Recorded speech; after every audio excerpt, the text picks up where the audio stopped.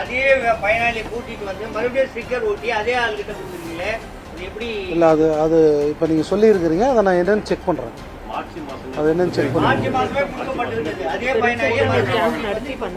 அதான் நான் செக் பண்ண சொல்கிறேன். அது இருந்தால் நடவடிக்கை எடுக்கும். உங்களுக்கு இந்த மாவட்டத்தோட முக்கிய பிரச்சனைகள் பற்றி சொல்லியிருப்பாங்க, அதில் நீங்கள் எது முக்கியத்துவம் ஃபஸ்ட்டு ப்ரியாரிட்டியாக செய்யணும்னு நினைக்கிறீங்க? இல்லை, 2-3 விஷயங்கள் சொல்லியிருக்கிறாங்க. இந்த மாவட்டத்தில் அந்த போக்குவரத்து பிரச்சனைகள் ஒன்று சொல்லியிருக்கிறாங்க, அப்புறம் அந்த பாலாறு பிரச்சனைகள் ஒன்று சொல்லியிருக்கிறாங்க. இதெல்லாம் கலெக்ட் பண்ணிகிட்டு இருக்கிறோம், இந்த டேட்டாலாம். ஸோ இதெல்லாம் எப்படி ரெடி பண்ணுறதுங்கிறது ஒரு நாளையில் செய்யக்கூடிய விஷயங்கள் கிடையாது. எல்லாமே என்னங்கிறது கலந்து ஆலோசனை பண்ணிட்டு அதுக்கு பாதாள சாக்கடை திட்டம் அதை தான் இப்போ அவங்க ஆட்சியர்கிட்ட அதை கேட்டிருக்கிறோம். அந்த ப்ராஜெக்ட் வந்து எவ்வளோ சீக்கிரம் முடிக்க முடியுமோ ஒரு ஜூலை 15க்குள்ளார அந்த சிவில் ஒர்க்கு முடிச்சிருவோன்னு இருக்காங்க.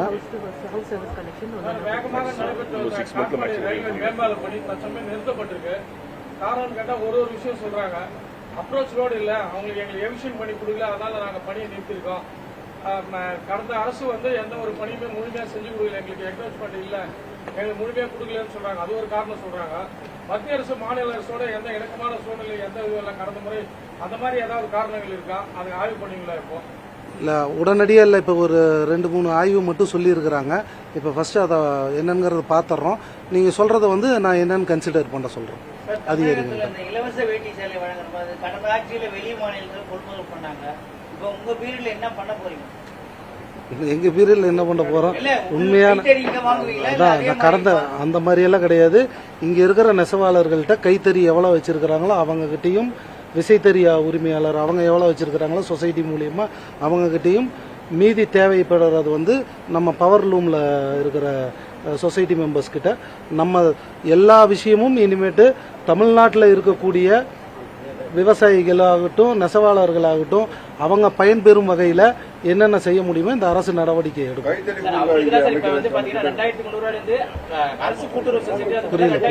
அரசு கூட்டுறவு சொசைட்டிலேயே அவங்களுக்கு தர வேண்டிய அந்த கூலி வந்து பாத்தீங்கன்னா 2300. ஆனா அவங்க எழுதி வாங்குறது 2300. ஆனா கொடுக்கற கூலி வந்து 300 ரூபாய் குறைச்சி 2000 ரூபாய் இது பண்றாங்க. இப்ப அவங்க கூலி கேட்டு அவங்க ஏன்னா குடியாத்தம் தான் நீங்க காலைல இன்ஸ்பெக்ஷன் போயிருக்கீங்க, அங்கதான் போன வாரம் வந்து நெசவாளர்கள் வந்து போராட்டம் நடத்திருக்காங்க.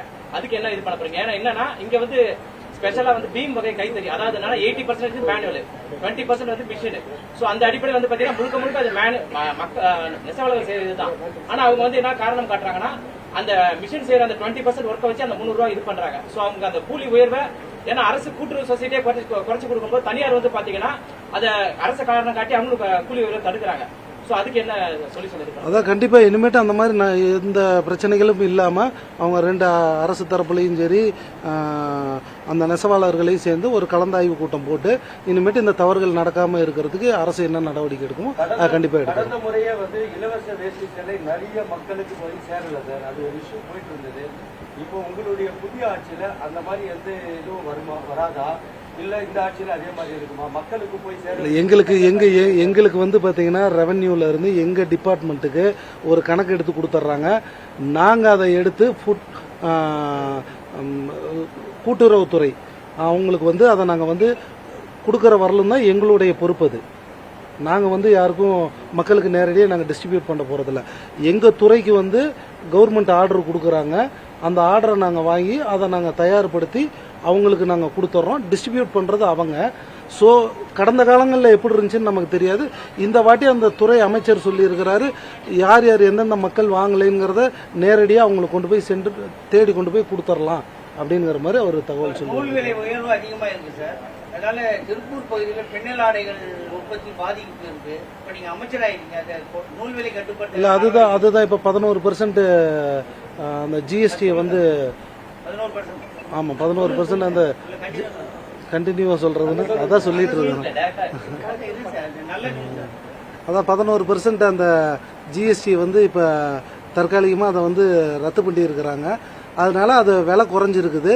ஸோ ஒரு எப்படி சொல்றது, அரசு தரப்புலேயே இந்த மாதிரி பருத்தியை வாங்கி அதை தயார் பண்றதுக்கு என்ன வேலைகளோ அது அரசு செய்யும். அதே மாதிரி வேலூர் மாவட்டத்தின் விவசாயிகள் நீண்ட நாள் கோரிக்கையான மேல் அரசப்பட்டு அணைக்கு வந்து அடிக்கல் நாட்டியிருக்காங்க. அது போன ஆட்சியில் நாட்டினாங்க. அந்த பணிகள் அப்படியே நிறுத்த வைக்கப்பட்டுள்ளது.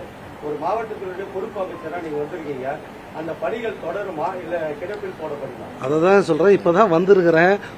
ஒரே நாள் இத்தனை அதான் உண்மை. நான் இல்லைன்னா சொல்ல வந்திருக்கிறோம். ஒவ்வொரு பிரச்சனையும் ஒவ்வொரு இஷ்யூவா கண்டிப்பா செய்யறதுக்காக தான் இந்த கவர்மெண்ட்டை ஃபார்ம் பண்ணி இருக்கிறாங்க. மக்கள் எங்களை நம்பி வாக்கு செலுத்தி இருக்கிறாங்க.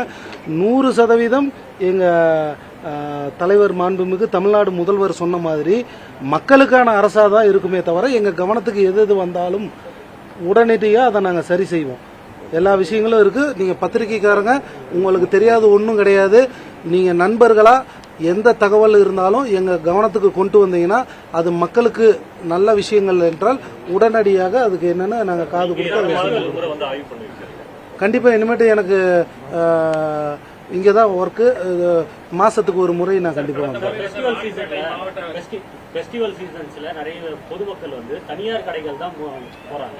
கோஆப்டெக்ஸுக்கு வரதுக்கான அந்த இது அதுதான் இனிமேட்டு அந்த மார்க்கெட்டிங்கு சோசியல் மீடியா எல்லாமே சொல்லி மார்க்கெட்டிங் பண்ண சொல்லி இருக்கிறோம். இப்பதான் வந்திருக்கிறோம். ஒவ்வொரு இதா இப்போ வந்து இலவச வேட்டி சேலை, பொங்கலுக்கு உண்டான இலவச வேட்டி சேலை, அதுக்கு தேவையான அந்த வேலைகள் போயிட்டு இருக்குது.